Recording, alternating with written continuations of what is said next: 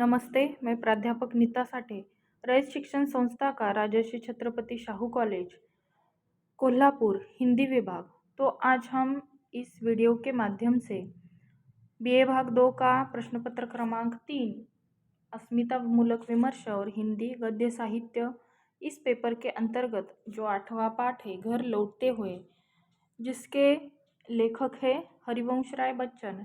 यह जो आत्मकथा अंश है, इस आत्मकथा अंश के बारे में हमने पिछले वीडियो में चर्चा की है कि लेखक का परिचय हमने देखा है। उसी के साथ यह जो आत्मकथा अंश है, यह डॉक्टर हरिवंश राय बच्चन जी के कैम्ब्रिज विश्वविद्यालय छोड़ने की मनस्थिति जो है, इसका अंकन इस आत्मकथा अंश में किया है। घर लौटने के पूर्व लेखक अपने बाबा के साथ जो कैम्ब्रिज के प्राकृतिक सौंदर्य पर आखिरी नज़र डालता है, उसके बारे में भी हमने चर्चा की है।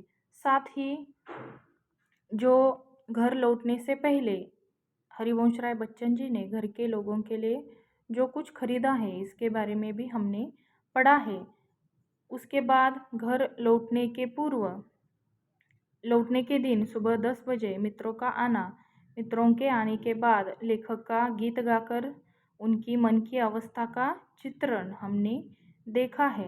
अब जो लेखक है वह अपने कॉलेज को आखिरी बार देखने के लिए आए हैं और कॉलेज के सामने जब वे पहुंचते हैं तो मिस हेन बाहर आकर उनसे बातचीत करने लगती है। उसके आगे का जो कहानी है वह हम इस वीडियो के माध्यम से देखने वाले हैं। तो जिस दिन हरिवंश राय बच्चन जी कैम्ब्रिज विश्वविद्यालय छोड़ने के दिन अपने आखिरी बार अपने कॉलेज को देखने के लिए पहुंचते हैं, तो उन्हें देखकर मिस हेन बाहर आती है और उन्हें कहने लगती है, मुझे मालूम था कि कैम्ब्रिज छोड़ने के पहले तुम अपने कॉलेज को एक नज़र देखना चाहोगे। लेखक का मन जो है वह कॉलेज की यादों में अटका हुआ दिखाई देता है। कॉलेज के फाटक पर लगे सुनहरे पहिए को देखकर लेखक को पुरानी बातें याद आती है। तो यह जो पहिया है वह सेंट कैथलीन, जो पुराकाल में एक साध्वी थी, जिसे रोमनों ने लोहे के पहिए के नीचे कुचल कुचल तक मरना तक यातनाएं दी थी। तो बाद में यही पहिया सेंट कैथरीन की अदम्य आस्था का प्रतीक हुआ और वह पहिया देखकर बच्चन जी को यह पुरानी बातें याद आ गई। आगे बच्चन जी कहते हैं कि कैम्ब्रिज में जब जब उन्हें मानसिक यातनाओं से गुजरना पड़ा, तब इस पहिए को देखकर ही वह अपनी यातनाओं को भूल जाते थे। इस पहिए से जो प्रेरणा लेखक को मिलती रही, उसके लिए सेंट कैथरीन को वे धन्यवाद दिए बिना कैम्ब्रिज छोड़कर जाना नहीं चाहते थे। और उस पहिए के सामने यह जो हरिवंश राय बच्चन जी है वह नतमस्तक होते हैं या पहिए को नमन करते हैं। लेखक को लंदन में 2 दिन 2 रात रहना था, लेकिन लेखक जल्द से जल्द बम्बई जाना चाहते थे।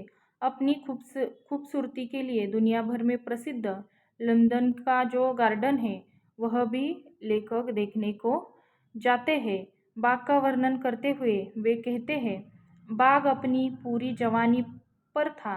अप्रैल की झड़ी, मई फूलों की लड़ी। अप्रैल की बरसात में मई में जो फूल आए थे वे जून के पहले पखवाड़े तक लहलहाते रहे थे, पर हरे भरे पौधों के बीच से झांक रही थी तेजी रंग बिरंगे फूलों से अमिताभ और अजिताभ। मतलब उन गार्डन को देखकर भी उन्हें अपने पत्नी या बीबी के ही दृश्य दिखाई दे रहे थे।